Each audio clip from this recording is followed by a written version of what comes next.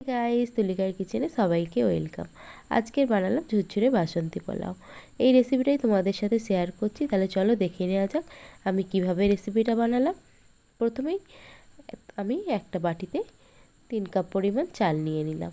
চালটা ভালো করে ধুয়ে একটা চুবড়ির মধ্যে খেলিয়ে দিয়েছি আধা ঘন্টার জন্য। আধা ঘন্টা পরে দেখতেই পাচ্ছ জলটা শুকনো হয়ে কতটা পরিমাণ ঝরঝরে হয়ে গেছে। এবারে একটা থালার মধ্যে চালটা ঢেলে নেব। একটা চামচের মধ্যে বেশ কিছুটা পরিমাণ ঘি আর হলুদ গরম করে নেব। একটু হলুদটা ফুটে গেলে হলুদের কাঁচা গন্ধটা চলে যায়, এতে হলুদের গন্ধটাও থাকে না আর ফুড কালারের প্রয়োজন হয় না। আর সাথে দিলাম 1 চামচ পরিমাণ আদা আর কাঁচা লঙ্কার পেস্ট।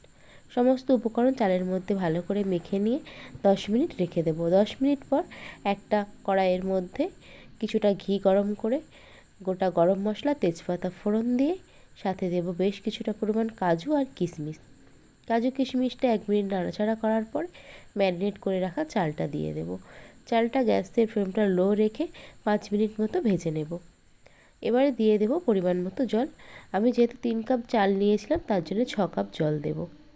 চালটা আর জলটা তোমরা এইভাবেই দিও, যে পাত্রে চালটা মেপে নেবে তার ডবল জল দিলেই হয়ে যাবে। এবার দেব পরিমাণ মতো নুন আর চিনিটা একটু তোমাদের স্বাদ অনুযায়ী দিও, কম বেশি করে নিও। আর দিলাম একটা কাঁচা লঙ্কা, শুকনো লঙ্কা। ঢাকা চাপা দিয়ে 10 মিনিট রেখে দিয়েছিলাম। 10 মিনিট পর ঢাকা চাপা খুলে ভালো করে নাড়াচাড়া করে গ্যাস অফ করে এইভাবে 10 থেকে 15 মিনিট রেখে দিলেই রেডি ঝরঝরে বাসন্তী পোলাও। তোমরা কেমন হয়েছে অবশ্যই কমেন্ট করে জানিও। আর প্রত্যেকে একটা করে লাইক, বেশি বেশি শেয়ার, চ্যানেলটা সাবস্ক্রাইব করো, পাশে থেকেও সাপোর্ট করো। তাহলে আজকের মতো টাটা, দেখা হবে আগামীকাল আবারও কোনো একটা রেসিপির সাথে।